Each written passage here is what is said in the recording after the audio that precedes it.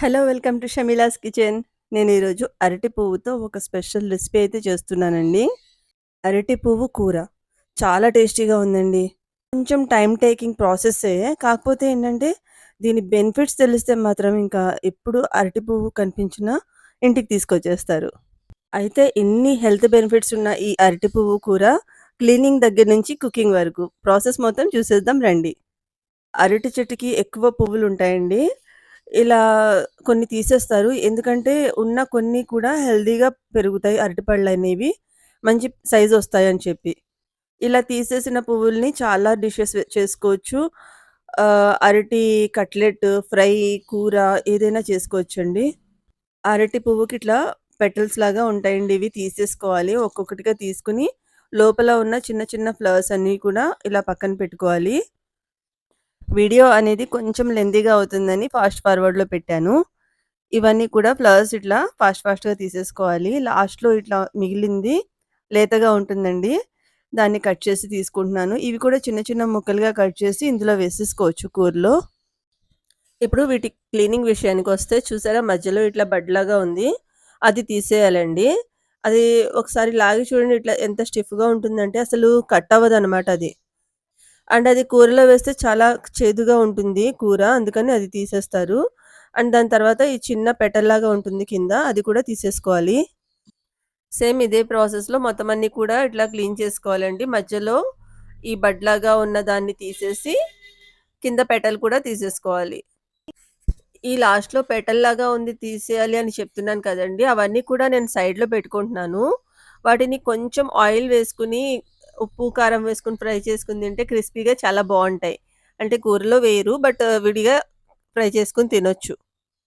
అందుకని నేను అవన్నీ కూడా సైడ్‌న పెడుతున్నాను. అండ్ మస్ట్‌గా ఇవి క్లీన్ చేసినప్పుడు చేతికి ఆయిల్ పెట్టుకోవాలండి. చేతికి ఆయిల్ రాసుకొని క్లీన్ చేయాలి. లేదంటే ఇది బ్లాక్‌గా మచ్చలు పడిపోతాయి చేతికి. అవి తొందరగా వాష్ చేసుకున్నా కూడా రావన్నమాట.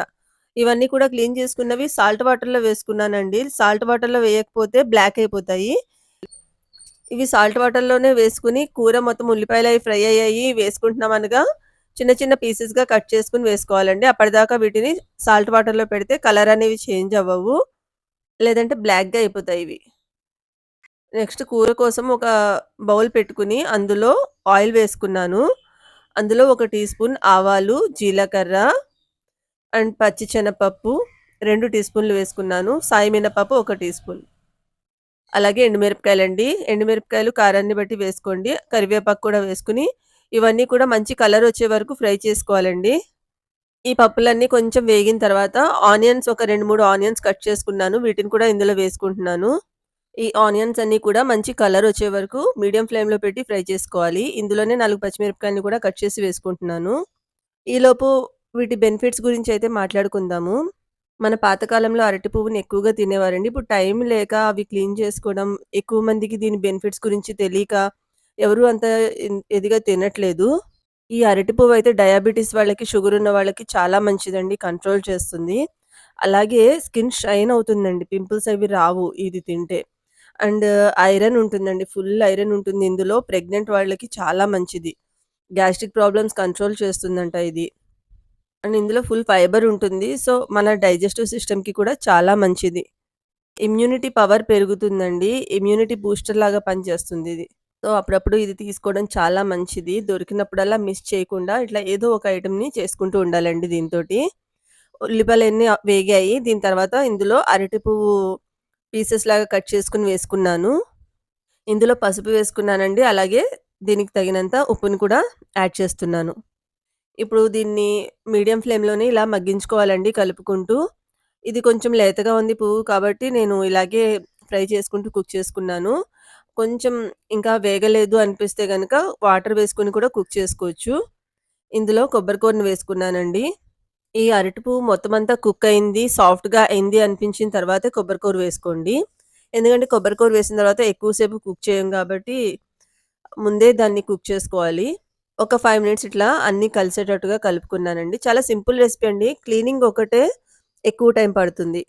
కానీ టేస్ట్ అయితే మాత్రం చాలా బావుందండి. తప్పకుండా ట్రై చేయండి. నెక్స్ట్ ఇందులో కొంచెం కొత్తిమీర వేసుకొని కలుపుకుంటే టేస్ట్ అనేది బావుంటుంది. మీకు ఇలాంటి మరిన్ని హెల్తీ రెసిపీస్ కావాలి అనుకుంటే నా ఛానల్ షమిలాస్ కిచెన్‌ని సబ్స్క్రైబ్ చేసుకోండి. వీడియో నచ్చితే తప్పకుండా కింద ఉన్న లైక్ బటన్‌ని ప్రెస్ చేయండి. అంతేనండి, డిష్ అనేది రెడీ అయిపోయింది. దీన్ని ఒక ప్లేట్‌లోకైతే సర్వ్ చేసుకుందాము. ఇది పప్పుచారు లాంటి వాటికి సైడ్ డిష్‌గా చాలా బావుంటుందండి. లేదు వేడివేడి అన్నంలో ఇలాగే కలుపుకొని తిన్నా కమ్మగా చాలా బావుంది. ఈ అరటి పువ్వుతో ఇంకా చాలా టేస్టీ రెసిపీస్ ఉన్నాయండి. అవన్నీ కూడా పోస్ట్ చేయడానికి ట్రై చేస్తాను. వీడియో నచ్చితే మాత్రం కింద ఉన్న లైక్ బటన్‌ని ప్రెస్ చేయండి. మీకు ఈ వీడియో ఎలా అనిపించిందో కామెంట్ చేసి తప్పకుండా చెప్పండి. Thank you for watching my video.